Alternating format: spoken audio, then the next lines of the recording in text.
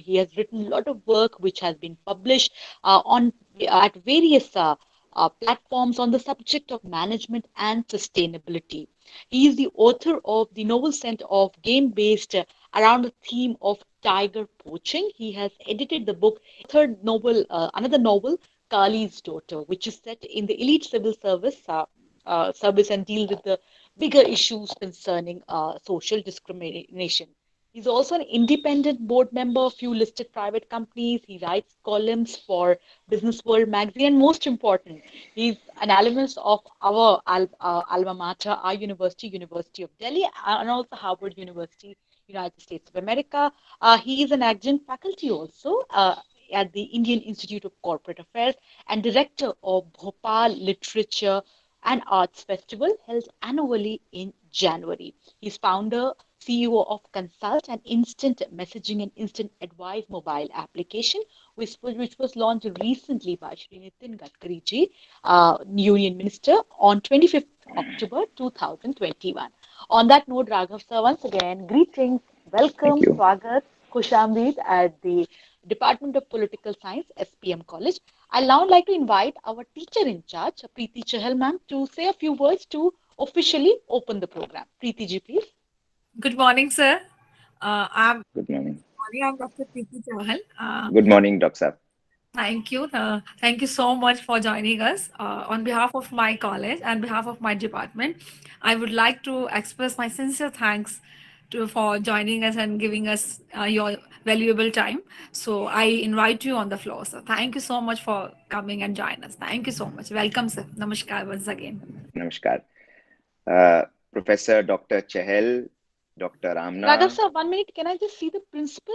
Is a principal ma'am there? Has she logged in? Principal SPM College. Simona, can you just check for principal ma'am?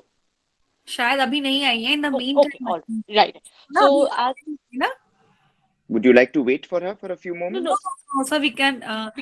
we should begin.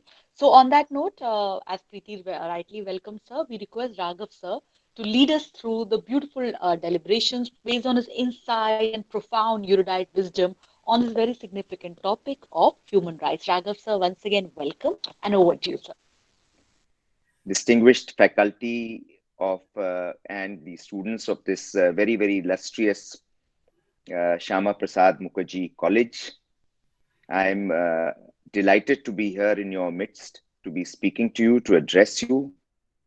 I have a special and emotional sense of connect with SPM College because when I first came to Delhi in 1975 to study in St. Stephen's College, my local guardian was one Dr. Kamla to the college, but she was a very busy lady and somehow the timings could not, so I could not accompany her to the college.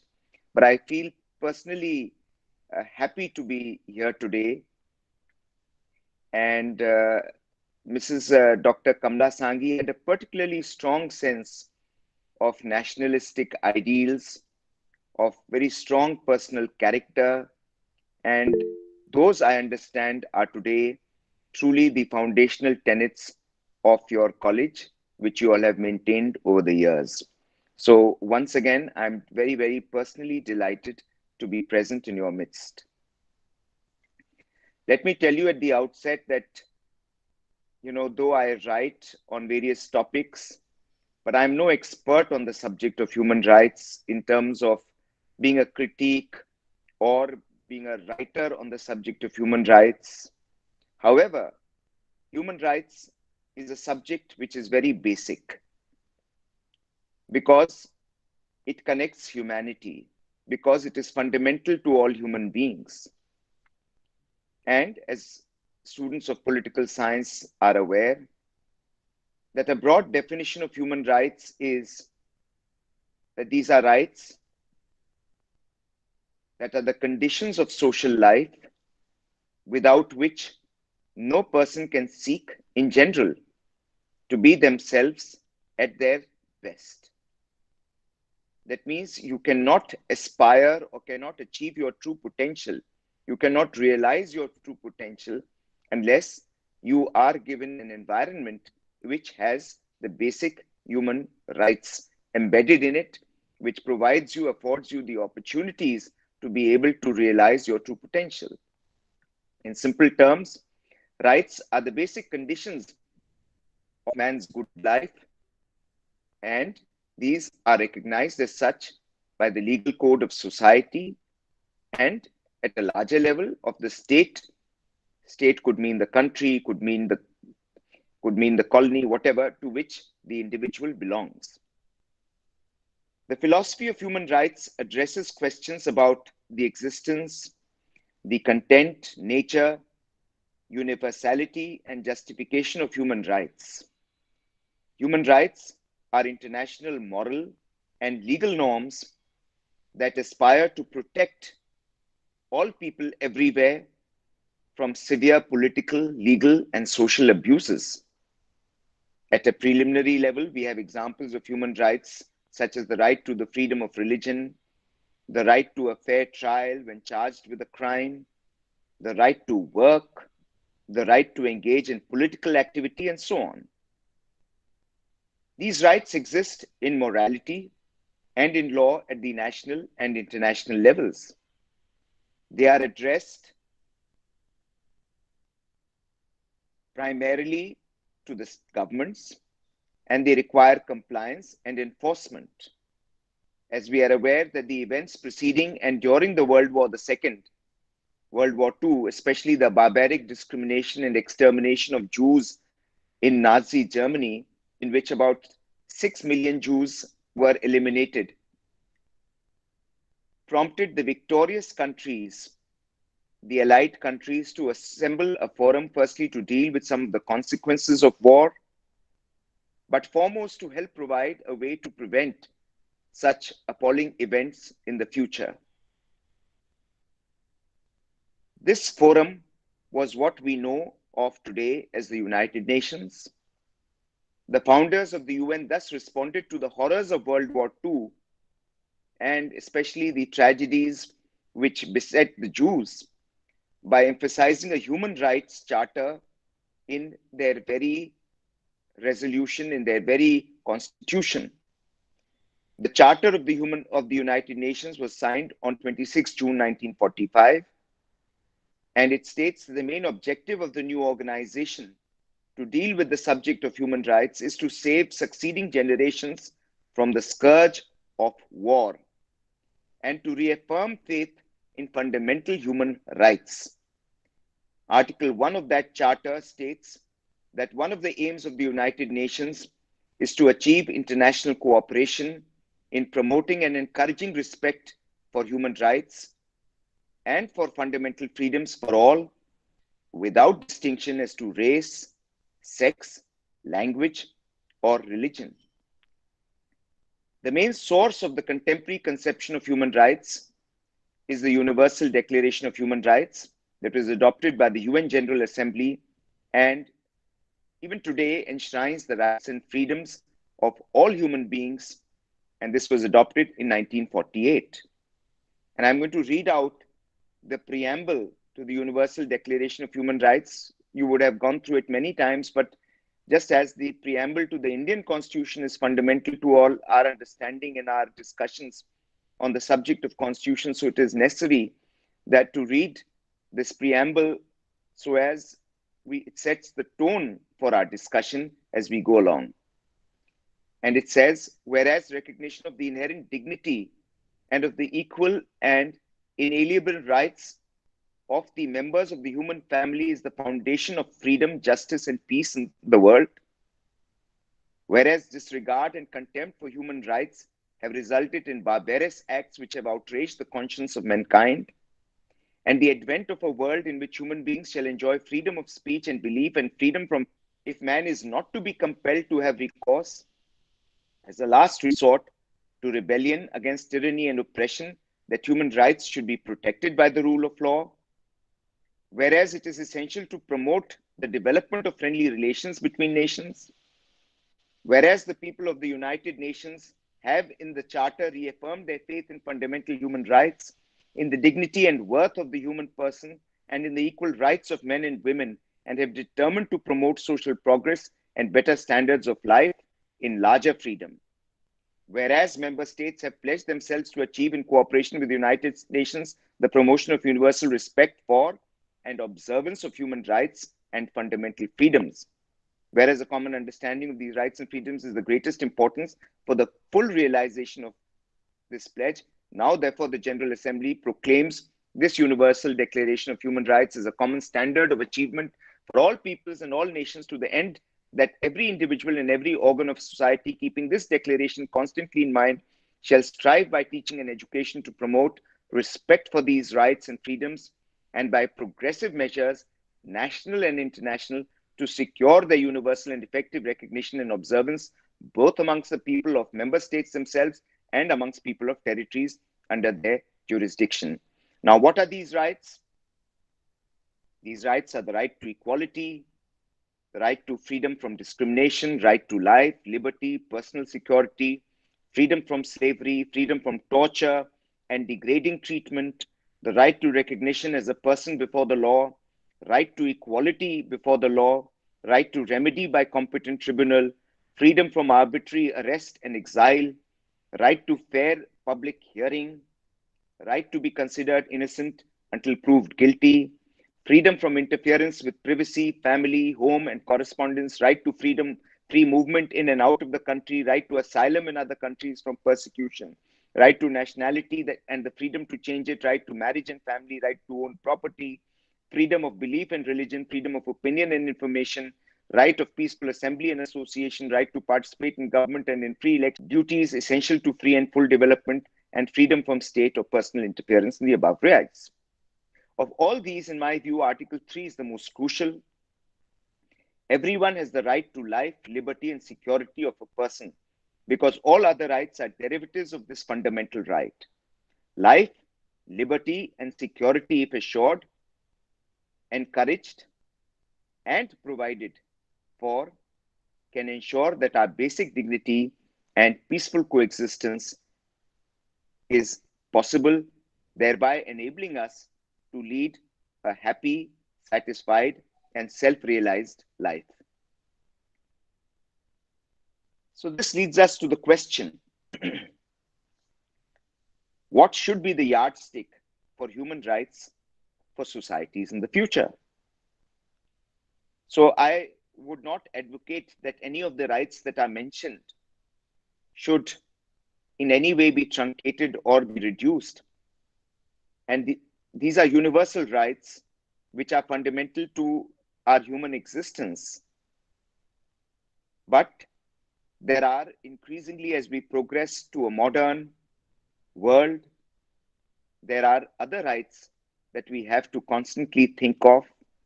No constitution, no edict can remain complete and fulfilling for the future until and unless it is edited, revised, and improved upon as we go along for successive generations. So it's very important to remember that we must constantly keep looking at every piece of our constitution, every piece of our societal document with the lens of the present. Does it fulfill the purposes and the responsibilities and the obligations cast upon it for the current generation? And we have to constantly keep revising it for the future. Otherwise, any document, any constitution, any edict will fall flat and will become retrogressive and difficult, and will, in the course of its acceptance, continue to deny proper implementation and human rights. As we grow in automation and as we reach the internet, with the advent of artificial intelligence and machine learning, with the advent of biotechnology, robotics, and their various manifestations in drone technology, in electric vehicles, in new kinds of hydrogen technology for fuels, in alternative energy systems, we constantly need to augment the scope of human rights. And human rights in our understanding have to be constantly, and I want to emphasize and reiterate that we have to constantly keep evolving and constantly keep changing our understanding of the subject of human rights. On the one hand, technology is becoming so intrusive and all pervasive that to live with dignity, to be able to maintain our life, liberty, and security, we need to have special measures and mandates to have balance and a peaceful world. On the other hand, technology today has created a digital divide by which a substantial part of the population does not have internet connectivity, nor the means, the resources, and the devices to connect with the rest of the world. This digital divide prevents people from obtaining a level playing field, and the gap between the digital haves and the digital have-nots is only becoming wider. Increasingly, as we have a startup economy globally, and increasingly as technology is becoming all pervasive and more important, we find that the level of income distribution also and the distribution of wealth also shows that inequality between nations, inequality between societies, that inequality between people is also growing starker. So even though we may boast of 40 billion or $100 billion of FDI coming into the country, does it mean necessarily that the level of poverty has been prevents people from obtaining a level playing field, and the gap between the digital haves and the digital have-nots is increasingly becoming wider.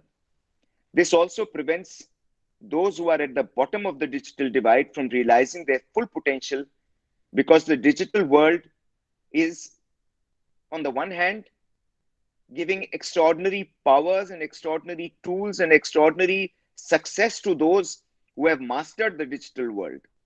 But at the same time, it is wiping out jobs.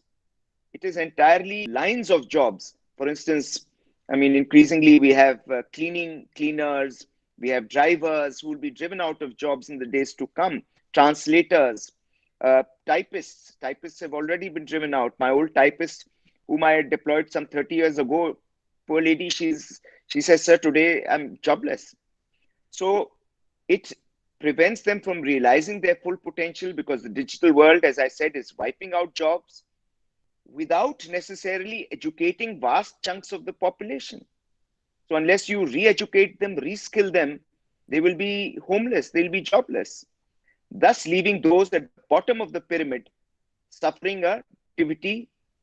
And on the other hand, they have also lost their traditional jobs, which are on either lost or on the threshold of disappearing, and they have not been reskilled, even while there are powerful companies today who can seamlessly profit by exploiting them as mere data points for their data engineering exercises, which further help to bolster their command over global economies. So an old typist is today probably on Facebook, but Facebook is not giving her a job. Twitter is not giving her a job. Instagram is not giving her a job. They are not paying her. They may pay her a small, tiny, fractional amount if the number of likings and the number of people who view that this thing, what they write and what they post, becomes extraordinarily high, then they may get a few cents or a few dollars. But that's not enough to compensate them for the job that is lost. But on the contrary, YouTube, or whether it is Google or it is Facebook or Instagram, they are earning billions because these people have become data points, because they are writing, they are connecting, they are talking about their family, they are posting pictures. So they become data points for exploitation and for showing the world that, look, we have become that much more connected. We command so much more of the world. Therefore, you must advertise on us. So the advertising revenues today are increasingly shifting towards the digital world from the print world. They're increasingly getting polarized towards the top companies, because these people who have been left jobless or who are on the verge of being left jobless have become data points. And because these companies capitalize on advertising revenues and generate huge amounts of funds and market capitalizations, which again, they can sell off a part of their equity and they can dominate the world. Today, you must Netflix, Google. It is a term that was coined by CNBC's Jim Cramer, who said these companies have a total domination of their markets. He praised them, but I look upon it a little differently. I look upon it with a certain amount of skepticism when I talk of a subject like human rights, because whenever there is capitalization or there is domination of one entity, it is usually at the expense of somebody else, especially when it is crammed into just a handful of hands, a handful of people. So their total market capitalizing $1 trillion, which is twice the GDP of India. So you can imagine what a lot of power they command globally. They can topple governments, they can change policies. And I'm not saying that they have done that. I'm not saying that they are doing that. All I'm saying is that they have the potential to do that. And as long as we realize and recognize that there is potential of somebody doing something, I mean, just as we have a recognition of the fact that so and so country has a nuclear weapon, so also we must realize the potential of big companies to be able to dominate and to be able to use that strength that they have in the global markets, to be able to use that in the field of human rights, to be able to use that in the field of international economics. And ultimately, all those actions have a reaction and have an impact and implication for the subject of human rights. Today, these companies can manipulate markets, they can mold perceptions, they can topple governments.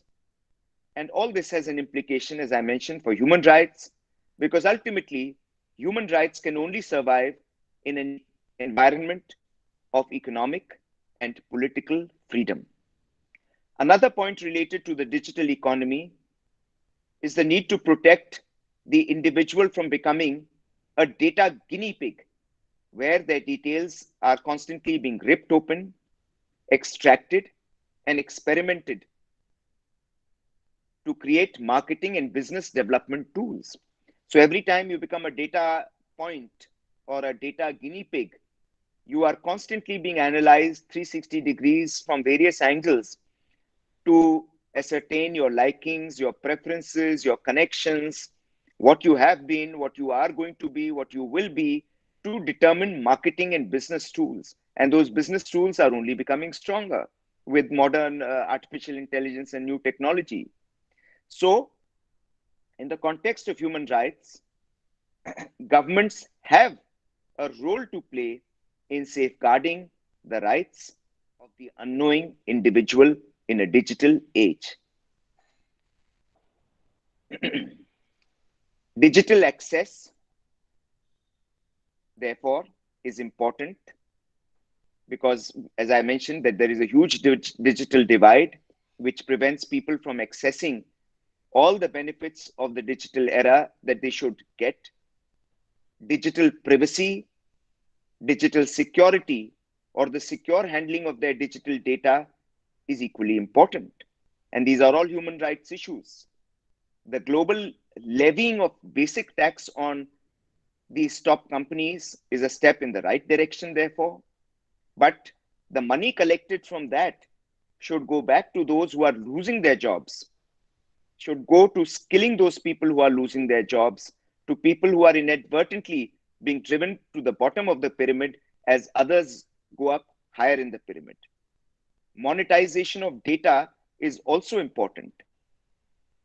If, for instance, Google captures and under their project culture, they are covering all the historical monuments of India and of various other developing countries and other countries. And suppose they put them out in Google culture for the world to see, and they say that we have spent so many billions of dollars in capturing all your monuments, giving them and converting them into 3D, converting them into virtual tours. Well, that's very good. Some people in India would have got employment as photographers. Some people would have got employment as guides to the tourists, to the Google people who would have gone to those monuments. But while all that is fine and it is creating publicity and awareness about our monuments, But if tomorrow, using artificial intelligence and advanced augmented and virtual reality, 3D, 4D, or 5D, and suppose all these were to become as basic as mobile phones, and then if Google was to 10 years from now begin to monetize all this information and get huge advertisements running into billions of dollars, should not that revenue be shared with the countries from which those pictures have been taken? Therefore, the right to digital access and the right to basic digital privacy should become universal human rights, and they should be protected from the funds raised from such sources.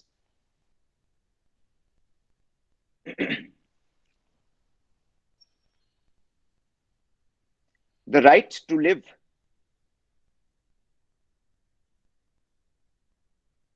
The right to live with dignity has to be reiterated in the context also of the fact that nature has created us in different shapes and forms. The LGBTQ are not products of a willful deviation from societal norms, nor are they in conflict with the basic tenets of governance and of the existence of the state. Then why not accept this natural fact universally? And therefore, I feel that LGBTQ rights should become universal human rights. In just as we have the right to live, we should also have the right to end our lives. As of now, a terminally ill patient cannot end his own life, his or her own life. People keep suffering. This causes endless suffering. Hospitals get choked, and it also leads to great individual and family distress. I am not saying that everyone should be allowed to die, because there is a very thin dividing line between self-agreed death and between murder. We do not want younger generations to misuse this facility to kill their old parents, to shy away from the responsibility of taking care and nursing their unwell mothers or fathers or grandfathers and grandmothers. But the state should create guiding principles that allow a terminally ill person and a person who is without suitable assistance to be able to seek the end of their lives. I remember reading some 2 or 3 years ago in The Economist about an Australian who was terminally ill. The doctor had declared that there was no way he could be cured. There was nobody to support him, he said, and he was a well-to-do person. So he traveled to Switzerland, where apparently this is allowed. Euthanasia, it is called. Listened to his favorite music in his room in a 5-star hotel, had a glass of beer for getting himself injected.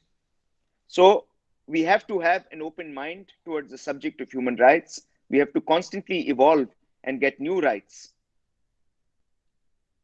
Gender equality is another topic that needs global attention, and in a more delineated, in a more focused way. We are still, so far, as a society, quite distant from believing and embracing women as equals, and talking of menfolk.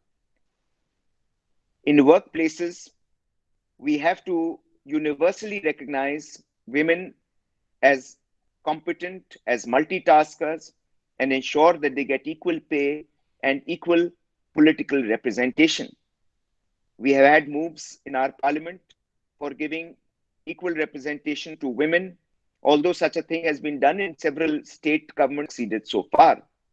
So in this context of women, we must also focus, and this is a subject which is not far from the subject of human rights, greater attention by administrators, by social groups, by activists, and everybody, because ultimately, until and unless you have women provided suitable work, unless you can skill them, and unless you can raise their levels of equality, they will always be in a situation where they also like to touch upon the subject of free speech, it is important to curb this universally. Ever so often, one hears of arm twisting of media houses, of big businesses buying out media channels, of journalists being harassed until they become as gentle as purring kittens or as loud as roaring lions. These are often connected with the politicization of patriotic upsurges, exploited to deal out a dangerous cocktail of hate and what is referred to as hyper-nationalism. Finally, I'd like to touch upon the subject, the special rights need to be accorded to the scheduled castes and the scheduled tribes and the disabled. They have to be recognized as deserving special treatment, and that others cannot be equated with them, even while they may be equated with others. There is a paradox here. While casteism is bad, they still need caste-based quotas to level up with the others, deleterious to their own special interest and rights. Scheduled tribes today are the most deprived in the country. Their education levels are 15 to 20% lower than that of the general population, and their economic levels are still quite abysmal. Attempt to change the Prevention of Atrocities Act, fortunately, that was undone by government coming up with an amendment and ensuring that provision of in the POA of people being acted upon if they indulged in atrocities, that this was not removed. Even today, we have instances of people not being able to till their land because their land once belonged to the state which had given it to them, transferred it to them as a positive assertion, as a positive discrimination act, and that other higher castes cannot accept them tilling their land. Only the other day, I had an officer from Madhya Pradesh who was discussing with me, and when I handed him a copy of my book, Kali's Daughter, because he belonged to the Dalit communities, and his daughter is today in the Foreign Service. She's first secretary in Tokyo. He said, sir, even today we have discrimination. And only the other day, I got a call from a frantic farmer, a Dalit farmer, who said that he had been prevented from tilling his land. And when he complained and we got a case registered, now the people who had been illegally occupying his land, they are saying, come back, you've got a case registered against us. Now let us see how you till your land. How long do you think the police will be with you? So such cases still exist. We still have cases where, and we read them occasionally, but when you read one case in the newspaper, it does not mean that there's only one case. It means it's only a representative case which has got reported because some journalist was enthusiastic about reporting it. You today have marriage processions of Dalits which are stoned. You have Dalits who are not able to sit as a bridegroom on a horse because they are expected to walk and not climb a horse, which is a very upper caste tradition. You see instances where the subject of human rights attracts our attention and must draw our sensitivities and our humanity to be able to redress the situation and to be able to improve things for better living in our society. Having said all this, one must also remember, and I want to kind of round off what I have said about the subject of human rights, is that one must remember, and here I'm talking as an administrator, universality of human rights should not be confused with uniformity. As long as the basic principles of universality are addressed and are not denied. Inasmuch as special communities have their own customs and traditions, which must be respected, the state too has its obligations towards other communities and citizens, which need to be respected. Unless there are adequate resources with the state, it cannot accomplish the furnishing and its duty of ensuring basic human rights like justice, food rations, and the rights of the citizen. Between rights of the state and the individual are extremely important. We must always remain sensitive towards protection of human rights. Indifference is a subject which doesn't interest me. I cannot imagine anybody responsible in any situation, in any position, to say that they can be indifferent to human rights. Human rights are what defines us.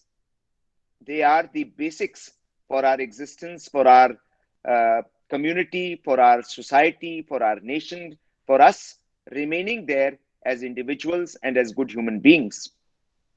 Indifference towards human rights is clearly neglect.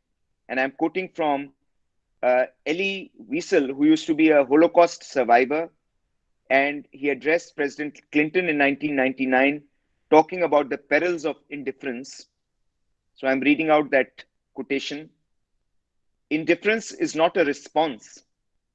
Indifference is not a beginning. It is an end.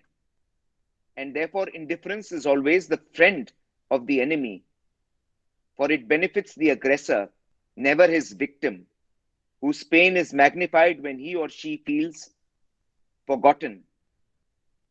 The political prisoner in his cell, the hungry children, the homeless refugees, not to respond to their plight, not to relieve their solitude by offering them a spark of hope, is to exile them from human memory. And in denying their humanity, we betray our own. I want to end from a quote from Goswami Tulsidas. Siya Ram मैं सब जग जानी करो pranam jod yug pani, which means that I pay my obeisances, I bow before every human being, before every living creature, before every folded hands, because I see God. I'll be very ready and happy for the next few minutes if there are any pertinent questions that you may wish to ask me. Thank you for giving me this opportunity to address the large number of students of SPM College, to connect with this great institution, and indeed a pleasure seeing the level of interest that the subject of human rights has drawn. Thank you.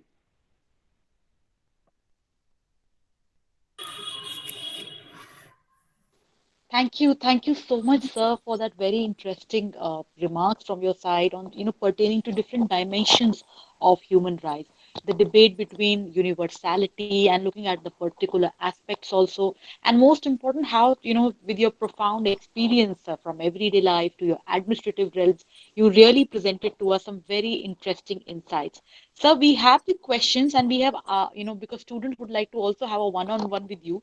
So we have asked the students to send you the questions over mail. As we can see, the students, have really liked this interesting remarks that you have presented, not only, from the everyday experience, but most important as a literary person, that how you, dwell on the books part and present it to us important insights. And so looking at the time aspects, we would request Simona and other students for questions. Yeah. Two questions, only two questions allowed, and then we have the vote of thanks. The sir also has some important commitments. Yeah,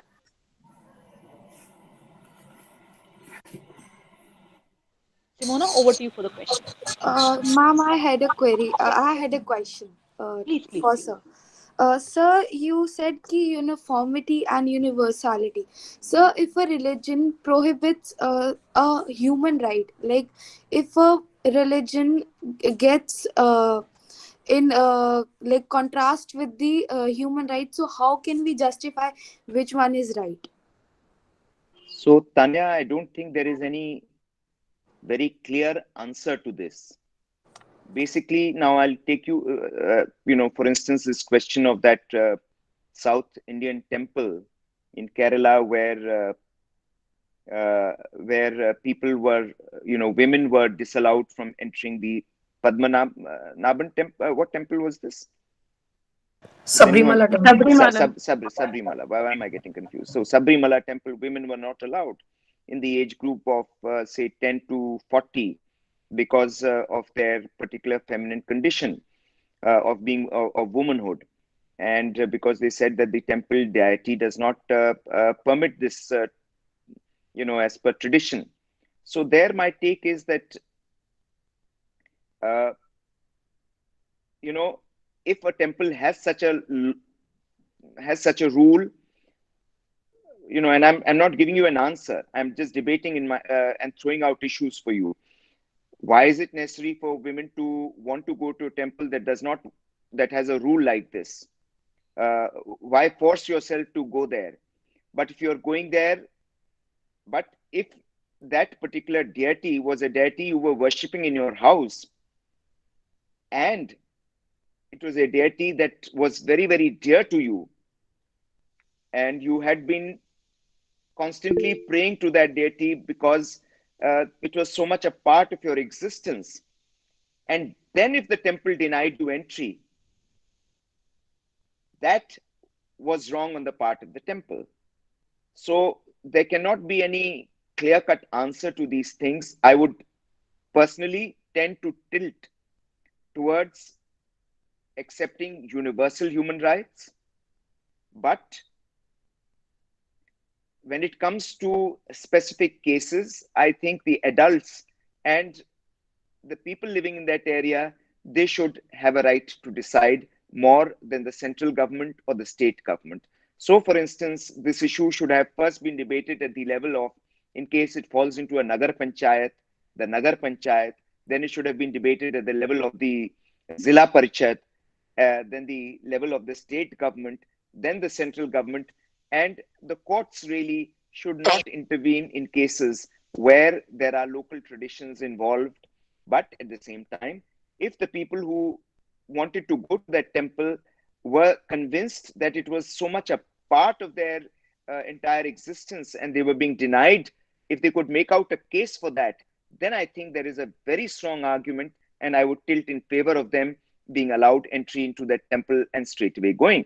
Now, there are other instances where I've come across uh, where the tribals, for instance, have very peculiar customs to themselves. For instance, of brewing liquor. So, because tribals have traditionally and historically been forest-dwelling communities, and they were the Adi Janjatis who were the initial inhabitants of this land or of any land. Now, if they have a unique custom of brewing their mahua liquor and keeping it in a pot and keeping it for several days, and if it violates your excise law, because the state excise law says that you cannot brew liquor in your own house, that you cannot distill liquor, you cannot keep liquor. So if it is conflicting with that, I would again tilt in favor of the tribal, because he has traditionally been doing it. It is a part of his existence, part of his livelihood, part of his unique uh, style of life, and therefore there cannot be any universality. You must give a special derogation in favor of the tribals. So, like this, there can be every situation, every case has to be judged by the context of the society. How important is it for their existence, for their basic happiness? But if it is a custom which does not necessarily provide happiness, or if there are disgruntled people with that custom, then that custom must fall in line with the spirit of universality, which is part of the constitution of that country, or part of the law of that land, or part of the rules of that society. Thank you so much, sir. And as you were, replying to this very interesting question with all, highlighting all the different dimensions, one could see that the chat box is flooded with words of gratitude to you, sir, from all the young students of SPM College. They have thoroughly enjoyed the important inputs that you have presented on the topic of human rights. So, बहुत बहुत धन्यवाद, आभार. May I request Dr. Preeti Chahal, teacher in charge, Department of Political Science, SPM College, to join in now. Preeti ma'am, please. या thank you Aamna. Thank you so much sir. आपके introduction से मुझे पता चला कि आपका हमारे कॉलेज से पुराना नाता है. तो आपने कमला सांगी मैम की भी बात की. एज ए मतलब बहुत दिनों बाद मैंने बीइंग अ स्टूडेंट कुछ लेक्चर सुनने को मिला मुझे, क्योंकि अब अभी हम कॉलेज में इतना ऑफिशियल काम भी करते हैं तो कभी कभी हम लोग ये पढ़ाई वढ़ाई से थोड़ा पीछे भी छूट जाते हैं. But I listen that you have given us totally compiled lecture. You have talked about gender equality, joblessness due to digital development. You also talked about special protection for scheduled tribe and scheduled caste. Yeah, and in the last, you have touched hunger, refugees, जिसके बिना human rights के को imagine करना या celebrate करना हम सोच भी नहीं. And heartedly thanks to Aamna Mirza who has talk to you regarding today lecture. And heartedly thanks for joining us. Thank you so much, sir. Thank you, Raghav sir. And sir, Thank our you so principal much. ma'am will also be personally speaking to you, and we will of course be engaging with you more during the Bhopal Literature Festival. We all good wishes, sir, and our students are really inspired by all the important words. Th- Will give. Shubha Sima that's ma'am, fine. That's fine. kindly join us.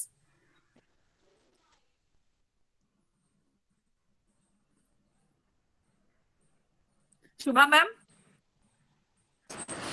Ma'am, principal ma'am also joined in between, but I don't know if she's there right now or not. I just wanted Uh, to in, in inform. in starting she joined. Actually, sir, simultaneously one another program is going on, Not Guftugu. to worry. Not to worry. आप Guftugu. formality में मत So पड़िए, Doctor साहब. that's why she was Uh, busy since so morning so there. yeah. So She I'll take your leave. she अच्छा, there's Shubha ji. sir, I will give officially vote of thanks to you, being a teacher in charge of Department of Political Thank Science. you. Thank you. On Thank you, behalf Doctor of my department and behalf of my College of Delhi University, I would like to express my sincere gratitude for thoughts, and this will surely be going to inspire our students in future. And I also want to thanks to our faculty members and mine available students who have given their important and they made and their contribution has made our program and our webinar into a successful program. And once again, heartily thanks sir to join us, and in Thank you. future we will stay in touch. Thank you Thank so you. much. Thank you. Thank you, Doctor. Thank Thank you. you. Thank Thank you, Amna. Thank you so much. Thank you, everyone. Thank you so much. Take very good care. Thank you. Thank you, girls. Take care to all, and heartily thanks. And best of luck to third year for your tomorrow's exam. Thank you, ma'am. Take care to all. Take care. Bye bye. Best of luck.